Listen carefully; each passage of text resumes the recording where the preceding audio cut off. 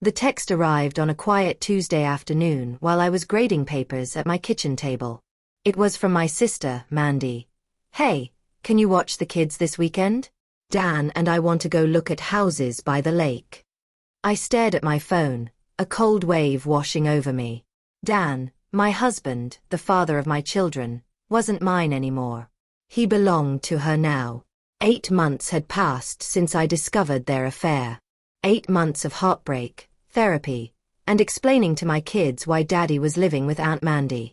And now she was asking me to babysit while they shopped for their dream home, like none of it mattered. I set the phone down, hands trembling, trying to focus on the math quizzes, but my mind kept spiraling back to how it all began. Before we dive back in, let us know where you're tuning in from. If this story resonates with you, don't forget to hit that subscribe button because tomorrow, I've got something even more special lined up just for you. It was a typical Tuesday afternoon. I was sitting at the kitchen table grading papers, the warm sunlight filtering through the window as my phone buzzed with a message from my sister. "Mandy. Hey, can you watch the kids this weekend? Dan and I want to go look at houses by the lake." I stared at the screen, a cold wave crashing over me. Dan, my husband, except he wasn't mine anymore. Not really. He was hers now. My own sister had taken the man I built a life with, the father of my children. And here she was, asking me to babysit while they went house hunting for their dream home. It had been 8 months since I discovered their affair. 8 months of tears, therapy, and trying to explain to my kids why Daddy was living with Aunt Mandy now. 8 months of Mandy flaunting their relationship across social media while I picked up the pieces of our shattered family. And now this casual text, as if nothing had happened. My hands trembled as I tried to focus on the stack of third-grade math quizzes in front of me. The numbers blurred. My mind spiraled back to how it all began. I'm Rebecca Wilson. Becca to everyone who knows me. At 34, I thought I had the life I always wanted. A loving husband, 2 beautiful children, a cozy home in Cedarwood, and a fulfilling job teaching elementary school. Dan and I had been together since college, married for 11 years. We weren't perfect, but we were solid. Or so I believed. My sister Mandy is 3 years younger. Always the wild one, always reaching for more, while I settled into family life. She chased a career in marketing, climbing corporate ladders and collecting designer shoes. We weren't as close as sisters should be, but we managed holiday gatherings and occasional dinners without issue.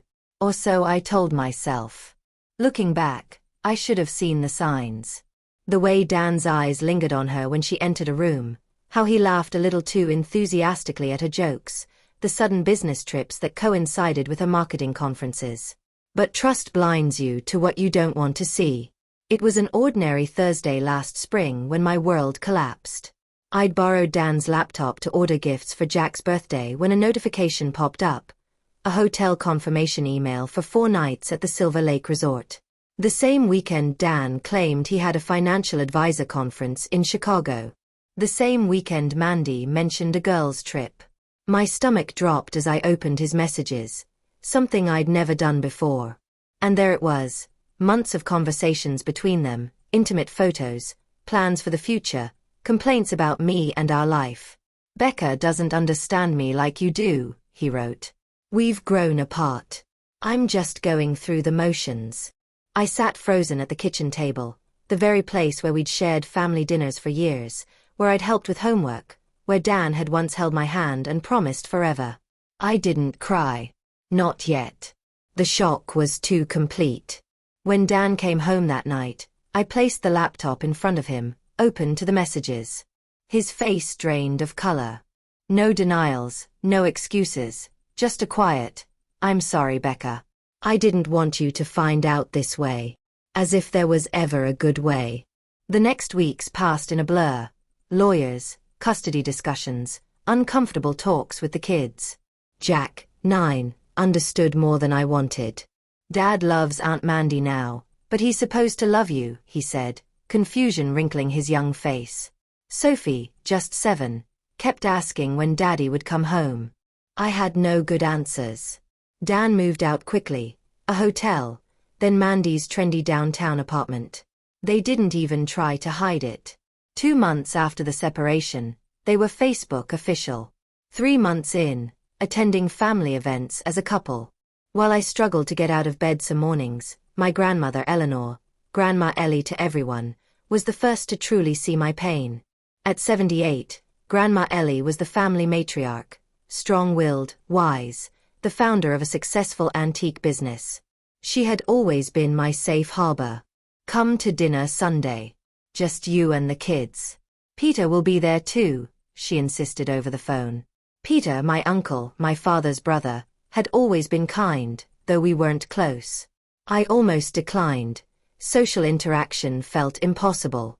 But something in Grandma Ellie's voice told me this was more than dinner. That Sunday, the familiar scent of roast chicken and rosemary potatoes wrapped around us like a warm hug. Jack and Sophie raced to the backyard swing set Grandma had set up, their laughter a balm to my aching heart. Inside, Grandma Ellie poured me a glass of wine, her blue eyes serious. "Tell me everything. Don't spare the details. I want to know exactly what that grandson-in-law of mine has done." I told her about the messages, the lies, the humiliation of facing colleagues and neighbors who knew my sister had taken my husband. About Dan's indifference to the children's pain and Mandy's casual cruelty. I finished, voice breaking for the first time. As if I'm supposed to just accept all this and move on. Grandma Ellie's eyes hardened. "What about the inheritance?" I blinked, confused. "The trust fund for you and Mandy your grandfather set up when you got married, the family business shares?" Dan had convinced Grandma to give him control of my portion 3 years ago, claiming he was investing it for the kids' college funds. Mandy got hers when she married her first husband. I never knew. The trust, nearly $300,000, had been systematically drained over 2 years. Fake business trips, bogus investments, surprise vacations likely for him and Mandy. I felt sick. Dan's betrayal wasn't just emotional. It was financial. "This is why I insisted on prenups," Grandma Ellie said firmly. "I worked too hard building this family's security to see it squandered." Summer faded to fall, and I settled into my new reality. Teaching by day, parenting alone by night. Weekends when the kids visited Dan and Mandy were hardest, the silence in the house echoing loss. But Sundays at Grandma Ellie's became my anchor. The one place I felt supported, understood, and oddly empowered. "You'll survive this," she told me as we washed dishes side by side. "Green women always do. Your mother survived losing your father to cancer at 40. I survived the crash of 87. You'll not just survive, Becca. You'll thrive."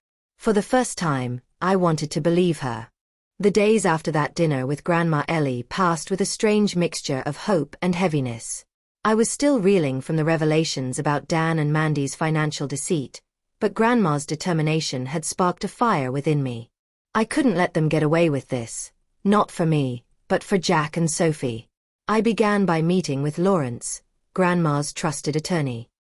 He was a sharp man in his early 60s, silver-haired with keen eyes that seemed to miss nothing. He walked me through the legal documents and the evidence of Dan's misappropriation of the children's trust funds. There was enough to pursue criminal charges, but Grandma Ellie's priority was to protect me and the kids without dragging us through a messy public scandal. "We'll use this leverage to negotiate," Lawrence assured me. "Dan and Mandy will have to face consequences, but we'll keep it as quiet as possible."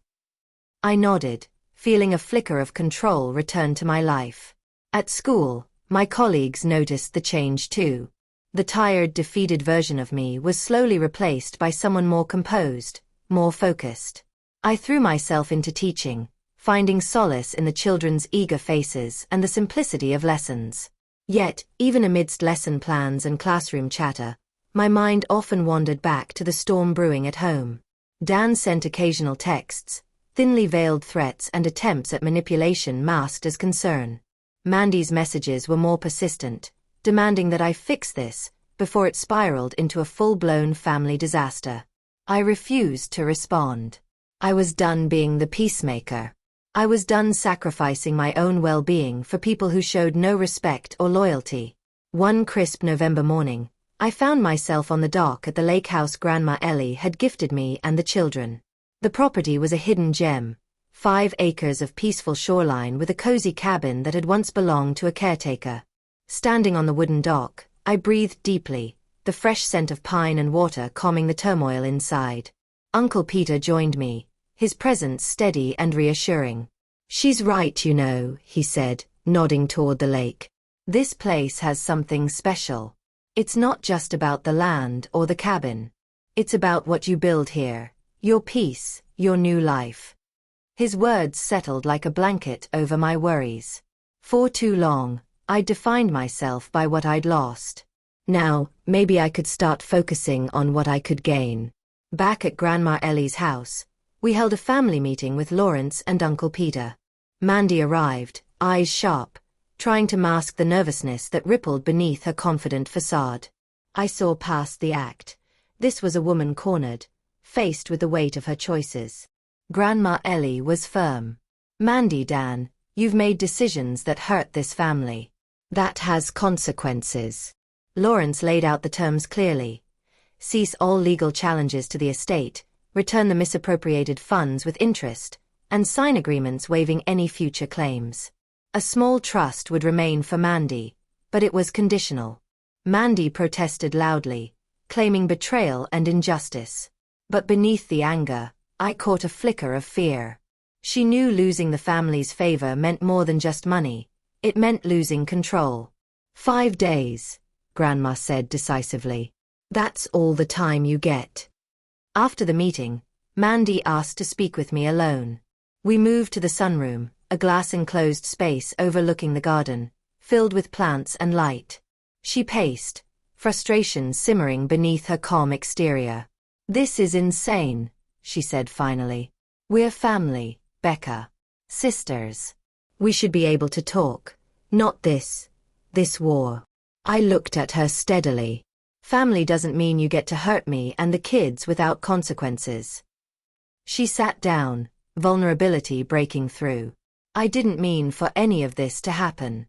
Dan and I. It just happened. Choices happen, Mandy. You made yours." The silence between us was heavy, but I felt something shift. Maybe this was the start of something different. Accountability instead of chaos. Mandy and Dan accepted the terms. The legal battle was averted. The stolen funds were returned.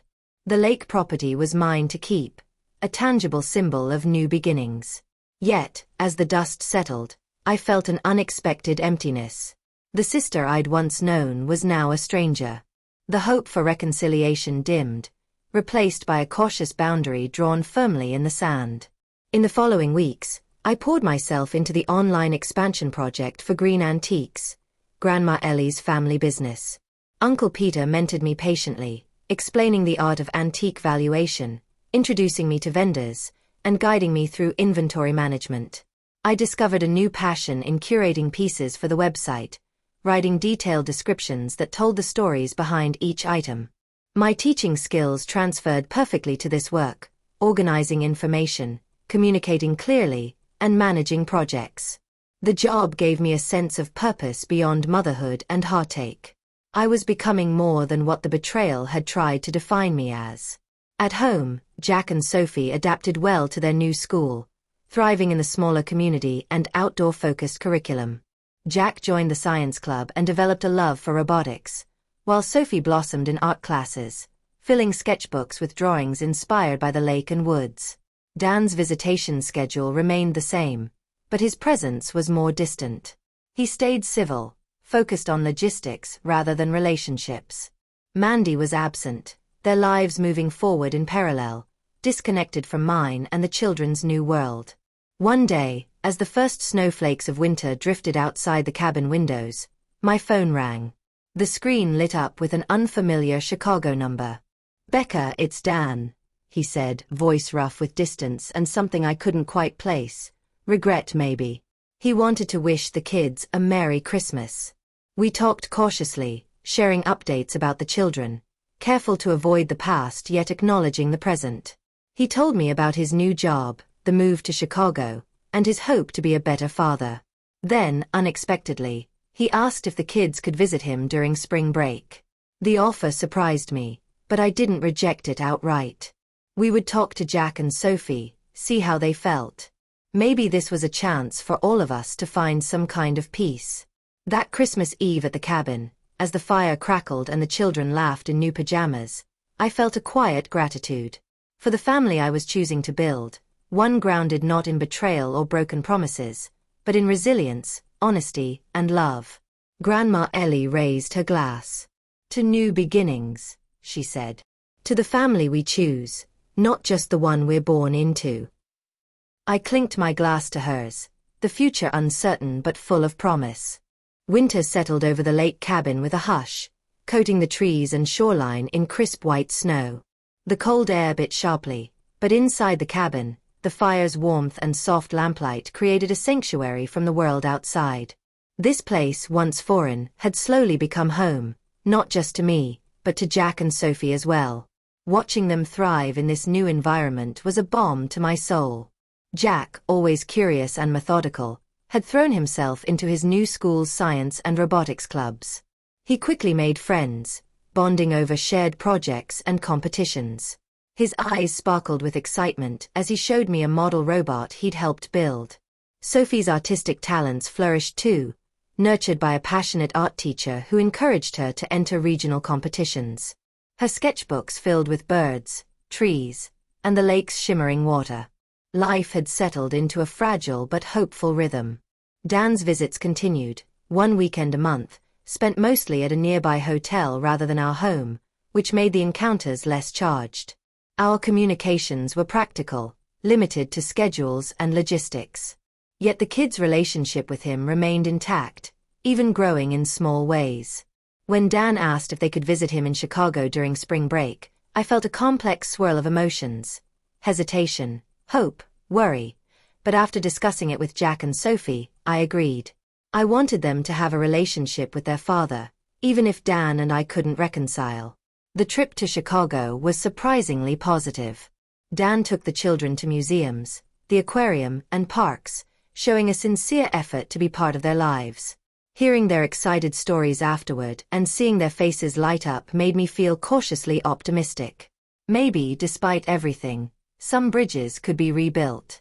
Mandy remained mostly absent from our lives after that one unexpected visit to the cabin.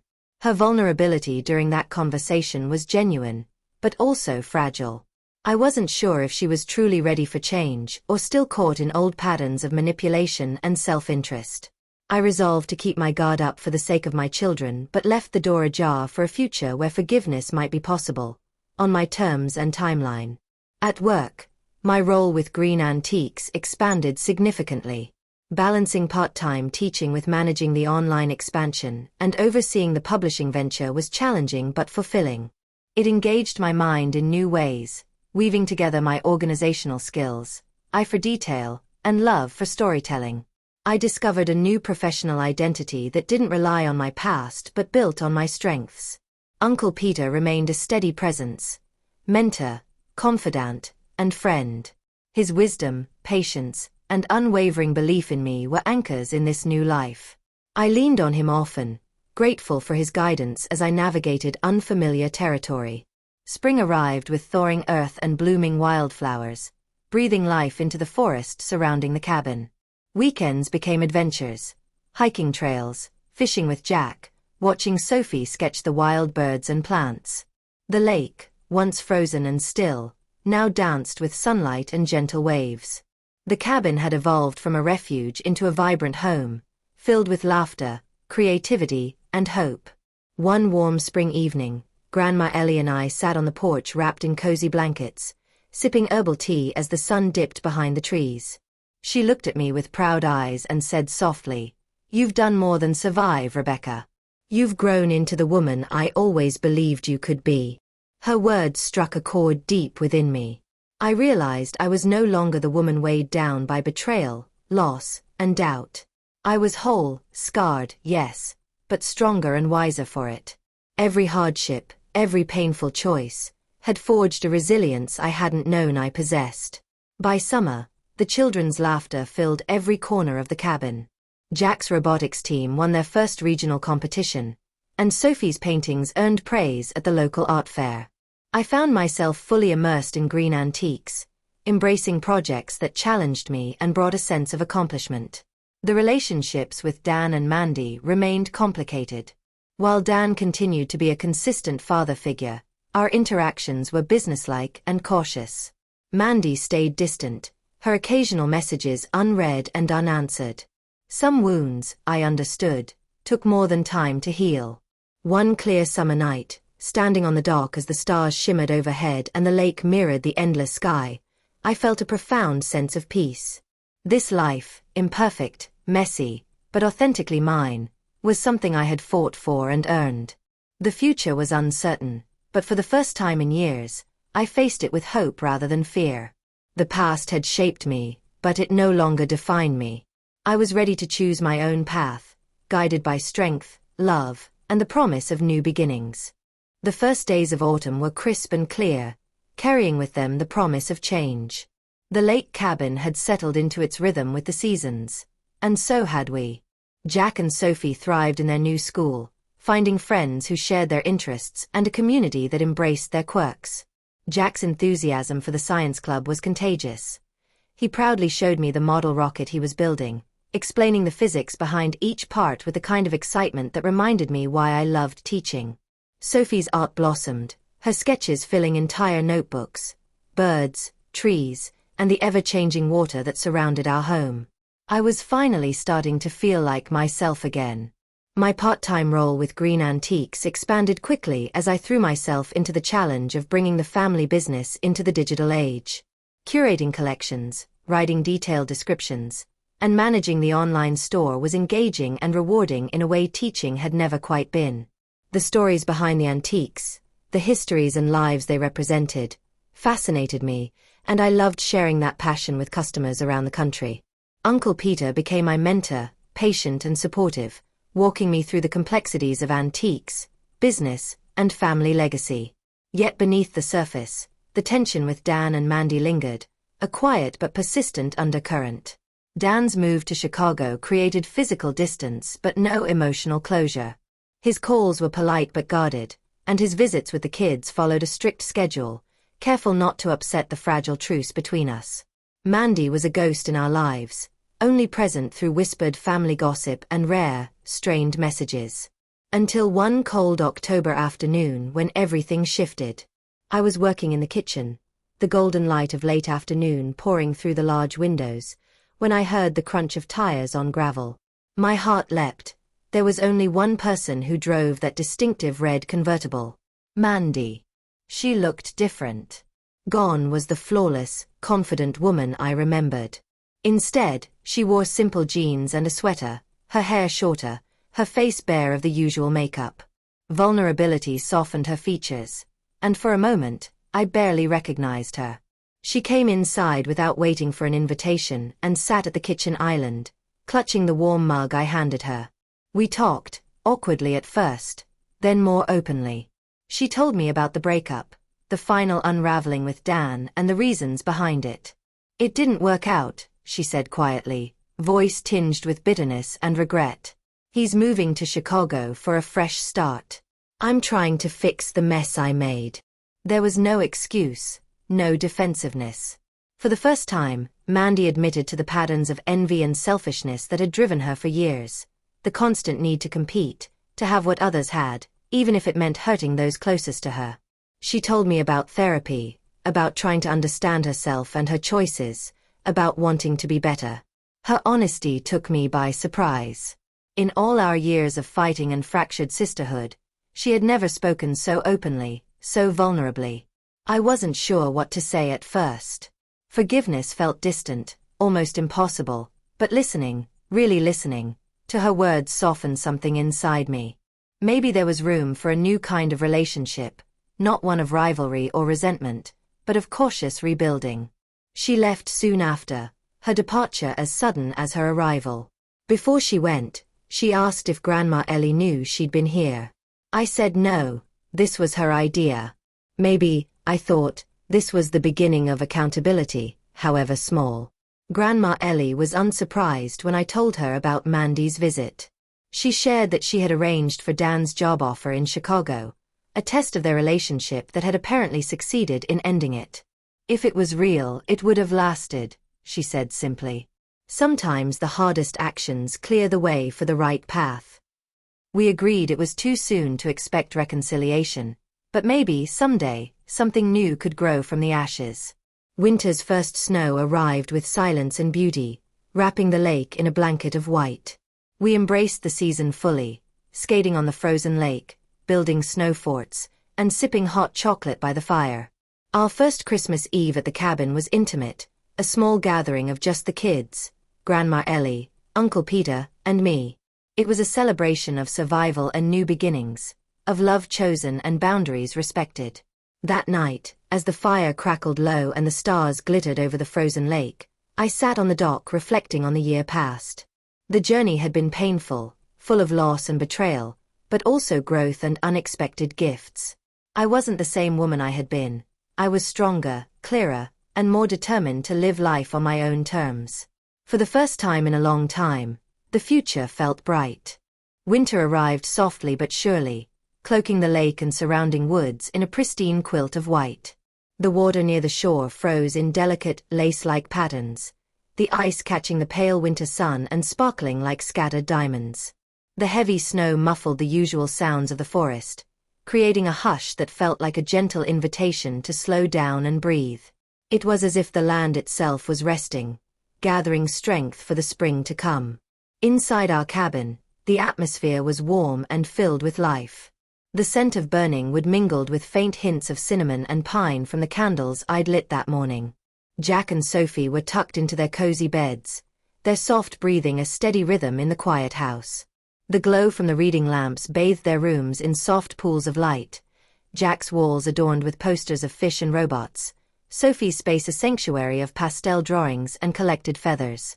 I sat in the living room, wrapped in a thick knitted throw, staring out through the floor-to-ceiling windows that framed the frozen lake like a living painting. The world outside was stark and still, but inside me a quiet revolution was unfolding, one born from pain, loss, and ultimately, hope. This past year had been the hardest of my life. Losing Dan to Mandy, losing my sister to betrayal, had shattered the foundation I thought I'd built my life on. The chaos of that Christmas at the lake house, Grandma Ellie's dramatic announcement, the ensuing legal battles, all had left deep scars. But they had also forced me to confront my own strength, my capacity to rebuild from rubble. Jack and Sophie were thriving in ways I hadn't dared to hope for during those dark months. Jack had found a community in the science club, where his passion for fishing and building things was celebrated rather than dismissed. He had made new friends, boys who shared his interests and encouraged his curiosity. I'd watched him beam with pride after winning first place for his science project, a testament to his resilience and spirit. Sophie was blossoming too. Her art teacher had recognized a talent that I hadn't fully seen, nurturing her creativity with gentle encouragement. Her sketchbooks overflowed with images of birds, trees, and the lake itself, a reflection of the peace she was discovering in this new environment. Watching her lose herself in her drawings reminded me of the beauty that could come from healing. My own transformation was slower but no less profound. Starting part-time at Green Antiques was a leap into the unknown. I had spent over a decade in education, but business was an entirely different world. Yet, every challenge was an opportunity. I dived into the online expansion project with fervor, building a digital catalog, designing a website that captured the elegance and history of the family business, learning the art of negotiation with vendors and clients. Uncle Peter was a patient mentor, walking me through the intricacies of provenance, valuation, and spotting authentic antiques versus clever reproductions. Grandma Ellie's faith in me was unshakable, and that belief became a lifeline on days when I doubted my own abilities. Dan's presence in our lives was a shadow, distant but undeniable. His visitation schedule remained intact, but the dynamic had shifted.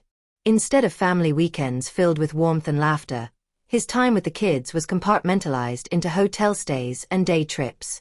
Our interactions were polite but strained, limited to coordinating schedules and logistics. The wounds between us were still raw, healed over by necessity rather than forgiveness. Mandy, once a constant source of pain and betrayal, had vanished from our daily lives. We'd heard through family whispers and gossip that she and Dan had abandoned their plans for lakefront property, instead settling in a downtown loft. She'd risen in her marketing career, traveling frequently, building a life that felt entirely separate from the one we were trying to create. Then, on a crisp October afternoon, she appeared at my cabin. I remember the sudden pounding of my heart as I saw her red convertible pull up on the gravel driveway. Months of carefully maintained distance were shattered in an instant. Her hair was shorter, makeup minimal, clothes simple, jeans and a sweater that didn't scream status or power. She looked smaller, more fragile, a far cry from the confident woman who'd flaunted her betrayal. She came to talk, to explain, to apologize. The words tumbled out, halting at first, then with growing honesty. She and Dan had broken up. She had sought therapy, trying to untangle the root of her choices, the endless competition, the envy, the hunger for what wasn't hers. She admitted her faults without excuse, acknowledging the damage done. For a moment, I saw the sister I'd loved in childhood, vulnerable, sincere, human. It was disorienting. My defenses, so carefully built over the months, softened. Could forgiveness be possible? Could we rebuild? I didn't know. The scars were deep, and trust fragile. But maybe, just maybe, there was room for something new. A different kind of sisterhood born from honesty, not rivalry. Later that evening, I spoke with Grandma Ellie. She had orchestrated much of the family's upheaval with her will, her interventions, her unwavering sense of justice. She wasn't sorry for it. Sometimes, she said, disruption was necessary to force truth into the light. She admitted with a hint of a smile that she'd engineered Dan's job offer in Chicago, a move that had hastened the end of their relationship. If it were meant to last, she said, distance wouldn't have broken it. The weeks that followed were a slow unraveling and weaving of new realities. Dan reached out with a sincere apology, acknowledging the selfishness that had fractured our family. He asked if the kids could visit Chicago for spring break, a tentative step toward rebuilding connection. I said I'd consider it, wanting to hear from Jack and Sophie before agreeing. The holidays approached, our first Christmas in the cabin. We embraced the season fully, from ice skating on the frozen lake to building snow forts and sipping hot chocolate by the fire. Grandma Ellie and Uncle Peter joined us, bringing tradition and warmth. We decorated the tree with heirloom ornaments mingled with handmade treasures, baked cookies from Grandma's recipes, and filled the house with greenery gathered from the woods. That Christmas Eve, as we gathered around the table, Grandma Ellie toasted to new beginnings, to wisdom gained from hardship, and to the family we choose to build, not just the one we're born into. Her words resonated deeply. In losing what I thought I couldn't live without, I had found something far more valuable, myself. Sitting by the fire that night, I felt a profound peace. The path forward was uncertain and imperfect, filled with challenges yet to come. But it was mine, chosen with intention, built with courage, and sustained by the love of those who truly had my best interests at heart.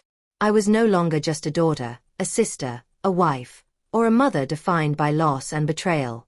I was a whole person, resilient, hopeful, and ready to face whatever came next.